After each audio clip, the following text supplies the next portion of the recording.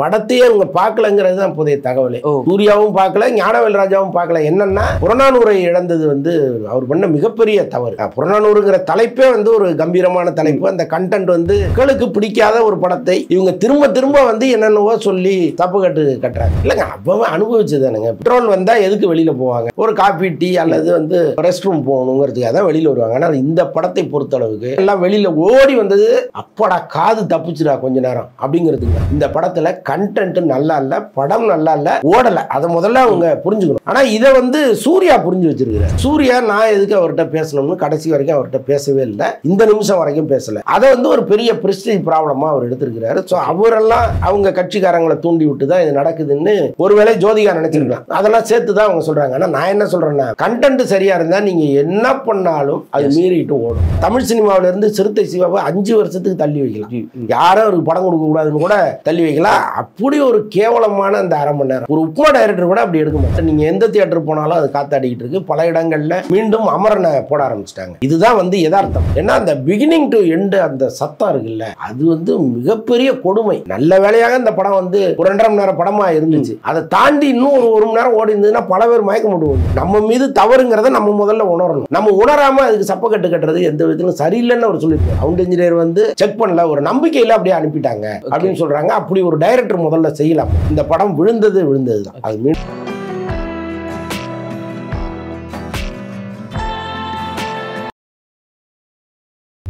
Paper wait channel நேயர்களுக்கு வணக்கம். So இன்னைக்கு நம்மளோட மூத்த பத்திரிகையாளர் அந்தணன் அவர்கள் தான் வந்து இருக்காங்க. அண்ணா வணக்கம். வணக்கம். எப்படி இருக்கீங்க? சிறப்பாக இருக்கேன். அண்ணா கங்குவா, ஸோ கங்குவா ரிலீஸ் ஆகி கிட்டத்தட்ட இப்போ ஒரு 4 நாள் பக்கம் ஆக போகுது. அதோட வசூல் எப்படி இருக்குது? ஃபஸ்ட்டு வசூல் ரொம்ப போராக இருக்குது. இந்த படம் வந்து எப்படியாவது பிக்கப் ஆயிரும் அப்படின்னு இவங்க தப்பாக சில கலெக்ஷன் விஷயம்லாம் போடுறாங்க. பட் அது வந்து தயாரிப்பாளருடைய உரிமை, அதை நம்ம வந்து சொல்ல முடியாது. ஒரு தவறாக ஒரு கணக்கை கொடுக்குறாருன்னா அதுக்கு பின்னால் ஒரு கால்குலேஷன் இருக்கும். என்னென்னா இதை பார்த்துட்டு அடடா இவ்வளோ வசூல் பண்ண படத்தை நம்ம தான் வந்து பார்க்காம விட்டோமோ, ஒருவேளை நல்லா இருக்குமோ, வெளியில் வந்து பேசுகிறவங்களாம் ஏதோ ஒரு உள்நோக்கத்தோட பேசுகிறாங்களோ அப்படின்னு நினச்சி ஒரு கூட்டம் உள்ளே வரலாம். அதை வந்து எதிர்பார்த்து தயாரிப்பாளர் பண்ணலாம். ஏன்னா இன்றைக்கி அவர் அவ்வளோ பெரிய சிரமத்தில் இருக்கார். கிட்டத்தட்ட ஒரு 100 கோடி ரூபா திருப்பி தர்ற சூழலில் இருக்கார். ஸோ அவர் வந்து இந்த படத்துலேருந்து எப்படியோ கொஞ்சமாக ரெக்கவர் ஆனால் கூட போதுங்கிற சூழலில் இருக்கார்.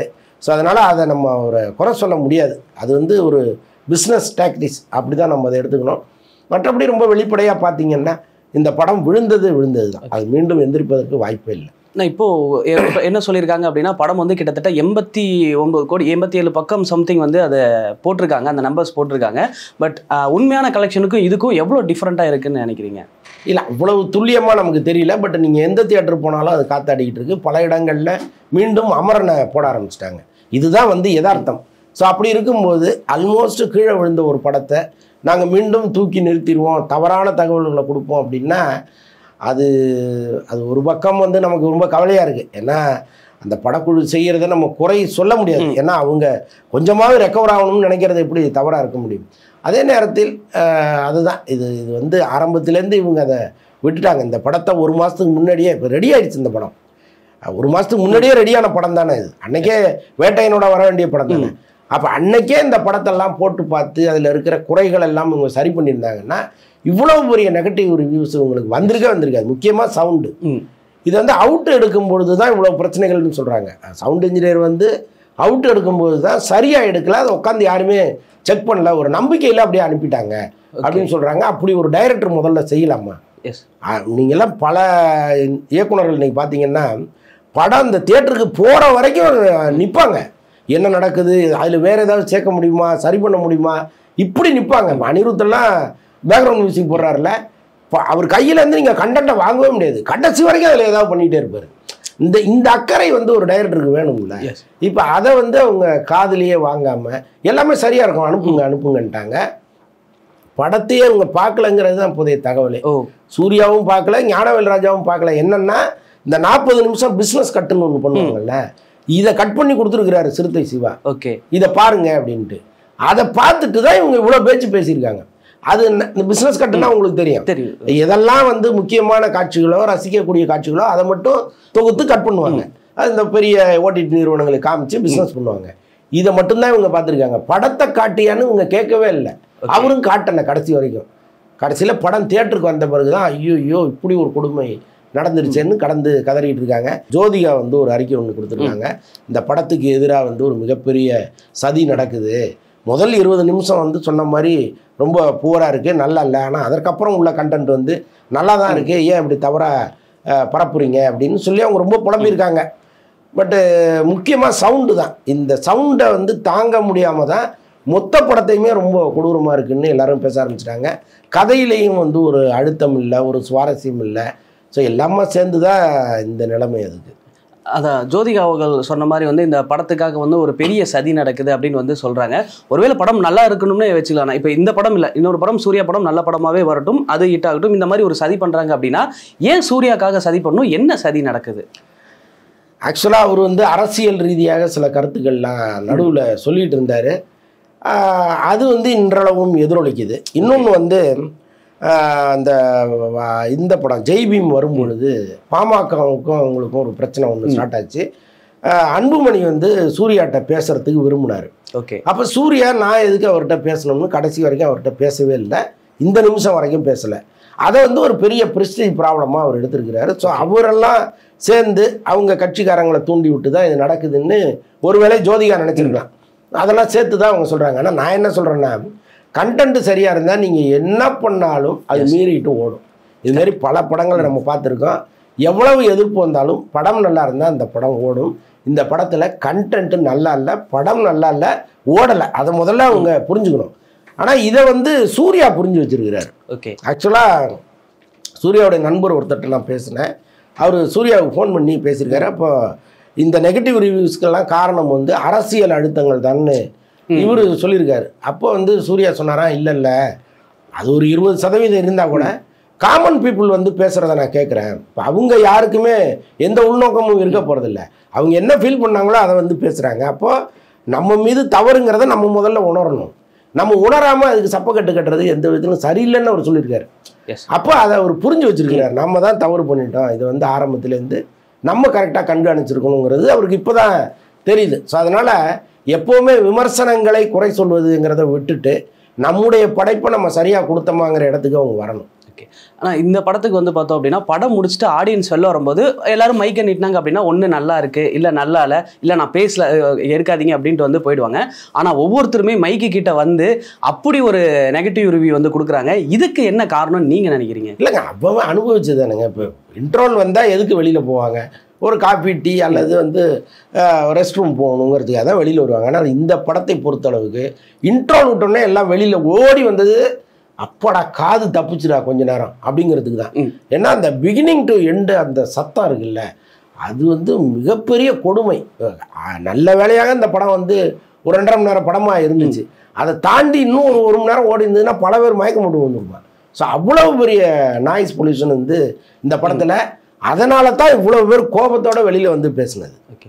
இவங்க வந்து இப்போ சொன்ன மாதிரி வெறும் அந்த இந்த பிஸ்னஸ் கட்டை மட்டும் பண்ணிட்டு, ஸோ அவ்வளோ பெரிய மேடைகளில் அவ்வளோ மக்களை பார்த்து இந்தியாவோட இருக்க எல்லா டெக்னீஷியனும் வாயை பொழந்து பார்ப்பாங்க. இது இப்போ நவம்பர் 14ஆம் தேதி ஒரு வேற லெவலில் பிளாஸ்ட் ஆக போகுது. இந்த மாதிரியான கான்ஃபிடன்ஸ், அது ஓவர் கான்ஃபிடன்ஸான கருத்துக்கள் வந்து இப்படி பேசுறது வந்து சரியா? இது ஆரம்பத்துலேருந்து நானே பல இடங்களில் சொல்லியிருக்கேன், இப்படி பேசாதீங்க. இது வந்து திரைக்கு வர்ற ரசிகனை வந்து ரொம்ப ஒரு மாதிரி பெரிய எதிர்பார்ப்போட உள்ளே வர வைக்கும். ஒரு 5% குறைஞ்சா கூட பொறுத்துக்க மாட்டான், அடித்து காலி பண்ணி விட்டுருவான்ங்கிறது தான் நம்ம தொடர்ந்து சொல்லிகிட்டே இருந்தோம். ஆனாலும் அவங்க என்னன்னா, படம் ஒருவேளை பூரா வந்திருக்குன்னு நினச்சாங்களா அல்லது நிஜமாகவே இந்த கண்டென்ட்டை அவங்க நம்பிட்டாங்களான்னு தெரியல, ஓவராக பேச ஆரம்பிச்சிட்டாங்க. அது வந்து அதுதான் இவ்வளோ பெரிய பிரச்சனைக்கு காரணம். நீங்கள் பேசாமல் விட்டுருந்தா கூட இவ்வளோ பெரிய கொந்தளிப்பு அவங்களுக்குள்ளே வந்திருக்காது. கொஞ்சம் நெஞ்ச பேச்சா பேசுனீங்கிறது தான் அவங்களுடைய கோபமாகவும் இருக்குது. இப்போ ஒரு சில பேர் வந்து என்ன கருத்துக்கள் சொல்கிறாங்கன்னா, இந்த படம் வந்து நான் வந்து முழுக்க பீரியட் ஃபிலிமாக இருக்கும் தான் நான் போனேன், ஆனால் இப்படி ஒரு போர்ஷன் வருது அப்படி ஒரு போர்ஷன் வருது, எனக்கு டிசப்பாயின்மெண்ட் ஆயிடுச்சு அப்படின்ற கருத்து வந்து ஆடியன்ஸ்லேருந்து கேட்க முடியுது. இதை வந்து ஆடியன்ஸை மிஸ்லீடும் பண்ணியிருக்காங்கன்னு சொல்லலாமா? இல்லைங்க, அவங்க ஒரு மகதீரா மாதிரி ஒரு படம் எடுக்கணும்னு நினச்சிருக்காங்க. ஒரு சமகாலத்தையும் பழங்காலத்தையும் சேர்த்து ஒரு கதை, அது ரெண்டும் இன்டர்கட்டில் அப்படி வந்துட்டு போய் கிளைமாக்ஸ் அது ஒரு புதுமையாக இருக்கும்லாம் நினச்சிருக்காங்க. அதை நினச்சதை நம்ம தவறுன்னு சொல்ல முடியாது, நமக்கு அது பிடிக்கல, அவ்வளோதான். அது இன்னொன்று, இந்த முதல் 1/2 மணி நேர காட்சிக்காகவே தமிழ் சினிமாவிலேருந்து சிறுத்தை சிவாவை 5 வருஷத்துக்கு தள்ளி வைக்கலாம். யாரும் அவருக்கு படம் கொடுக்கக்கூடாதுன்னு கூட தள்ளி வைக்கலாம். அப்படி ஒரு கேவலமான அந்த 1/2 மணி நேரம் ஒரு உப்மா டைரக்டர் கூட அப்படி எடுக்க மாட்டாங்க. அந்த என்ன நம்பிக்கையில் அவர் எடுத்தாருன்னு நமக்கு புரியவே இல்லை. ஸோ அதுதான் அது மக்களுக்கு பிடிக்காத ஒரு படத்தை இவங்க திரும்ப திரும்ப வந்து என்னென்னவோ சொல்லி சப்பக்கட்டு கட்டுறாங்க. அதான் இப்போ வணங்கான் வந்து வேண்டான்னு சொன்னார், புறநானூரையுமே வந்து வேண்டான்னு வந்து சொல்லிட்டாரு. இப்போ வந்துட்டு இதுக்கு பல ரீசன் இருக்கலாம். பட் ஆனால் வந்து வெளியே என்னன்னா கதை பிடிக்கல அப்படின்ற மாதிரி தான் இருக்குது. ஸோ இந்தியாவே வாயை பொழந்து, அதாவது இந்தியாவில் இருக்க டெக்னீஷியன் எல்லாம் வாயை பொழந்து பார்க்குற படமே அவர் கதை கேட்டு இப்படி இருக்குது அப்படின்னா, அப்போ வணங்கான் புறநானூர்லாம் அதுக்கும் கீழே இருந்ததா இல்லை ஈகோ தான் காரணமா? அதான சரியான கேள்வி இது. ஆனால் உள்ளபடியே வணங்கான்லாம் நல்ல கதையாக தான் இருந்திருக்கும்னு நான் நினைக்கிறேன். ஏன்னா அந்த படத்தை வந்து அருண் விஜய் குடும்பத்தோடு பார்த்துருக்காரு. பார்த்துட்டு படம் முடிஞ்சோடனே அந்த தயாரிப்பாளரை கட்டி பிடிச்சி ரொம்ப நெகிழ்ச்சியாக அந்த குடும்பமே வந்து அவ்வளவு பாராட்டினதா சொன்னாங்க. பாலா அங்கே வந்தாரான்னு தெரியல. ஸோ அப்படி வந்து என் வாழ்க்கையில் இந்த படம் தான் உச்சம்னு அருண் விஜய் சொன்னதெல்லாம் சொல்கிறாங்க. ஸோ அந்தளவுக்கு படம் வந்திருக்குன்னா அப்போ சூர்யாவினுடைய கால்குலேஷன் தான் தப்பாக இருக்குது. ஒருவேளை வாடிவாசல் வந்து சூர்யாவை திரும்ப காப்பாற்றக்கூடும். புறநானூரை இழந்தது வந்து அவர் பண்ண மிகப்பெரிய தவறு. புறநானூறுங்கிற தலைப்பே வந்து ஒரு கம்பீரமான தலைப்பு. அந்த கண்டென்ட் வந்து நம் தமிழர்கள் நீண்ட காலமாக இங்கே சொல்கிற ஒரு விஷயம், இந்தி எதிர்ப்புங்கிறது. ஸோ அப்போ எல்லாரோடையும் ஒரு கனெக்ட் ஆகிற ஒரு படமாக இருந்திருக்கும். எல்லாத்தையுமே அவர் மிஸ் பண்ணிட்டாரோன்னு தான் நமக்கு தோணுது. 2000 கோடி கங்குவா வந்து வசூலாகும். இதோட இதுவே வந்து பிரம்மாண்டமே வந்து இந்தியாவே திருப்பி போட போகுது. சூர்யா வந்து 2000 கோடியெல்லாம் வந்து அந்த படம் வாங்க போகுதுன்னு சொல்லி தயாரிப்பாளர் ஒரு பக்கம் வந்து சொல்லிட்டு இருந்தாரு. இப்போ அமரனோட வசூலியே வந்து தாண்டது ஒரு பெரிய விஷயமா கங்குவா வந்து இருக்கு. ஸோ இது எப்படி பாக்குறீங்கன்னா? சினிமாவில் வந்து எக்ஸ்பெக்டேஷனுங்கிறது இருக்கலாம், அதை நம்ம மனசுக்குள்ளேயே வச்சுக்கணும் தவிர வெளியில் சொல்லக்கூடாது. இவங்க வந்து மாறி மாறி வெளியில் சொல்லி தான் மாட்டிக்கிட்டாங்க. பட் ஒரு படம் வெளிவருவதற்கு முன்னாடி அப்படி இருக்கும் இப்படி இருக்கும் அப்படின்னு சொல்கிற உரிமை எப்படியும் தயாரிப்பாளருக்கு உண்டு. ஏன்னா அவர் ஒரு இவ்வளோ பணத்தை போட்டு ஒரு படம் எடுக்கிறாரு, அதை பொய்யாவது சொல்லி நம்ம விற்றுணுங்கிறது தான் அவங்க நோக்கமாக இருக்கும். இப்போ கமர்ஷியல் வேர்ல்டில் பல ப்ராடக்டை நம்ம பார்க்குறோம், எல்லாருமே பொய் சொல்லி தான் விற்கிறான். இப்போ வழுக்கத்தலையில் முடி வளரும்னு சொல்கிறான்ல, எங்கேயாவது வளர்ந்துருக்கா? இல்லை. அப்போ நம்ம நம்புகிறோம்ல, அவன் ஒரு பொய் தானே சொல்கிறான். யாராவது கேஸ் போட்டோமா? ஆனால் ஞானராஜா மட்டும் பிடிச்சி கடந்து நம்ம திட்டிகிட்டு இருந்தோம்னா, அவரும் ஒரு வியாபாரம் பண்ணுறாரு, வழுக்கத்தலைக்கு மருந்து தலைவரனும் ஒரு வியாபாரம் பண்ணுறான். ரெண்டும் கிட்டத்தட்ட ஒன்று தான். இவர் பல கோடிகளை போடுறாரு, இவன் பல ஆயிரங்களை போடுறான், அவ்வளோதான். ஸோ அப்படி இருக்கும்போது இவங்கள ஒரே அடியாக நம்ம விட்டுட்டு அவரை ஒரே அடியாக திட்டுறது எப்படின்னு நமக்கு புரியல. கமர்ஷியல் வேர்ல்டில் இது சகஜம்.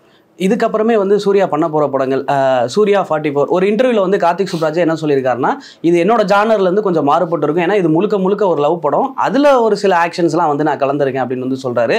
அதுக்கப்புறமே பார்த்தோம்னா ஆர்ஜே பாலாஜி. ஸோ சூர்யா அவர்களுக்கு அடுத்தடுத்த படங்கள் வந்து அவங்க ஃபேன்ஸ் எக்ஸ்பெக்ட் பண்ணுற மாதிரி செலிப்ரேட் பண்ணுற மாதிரி அமையுமா?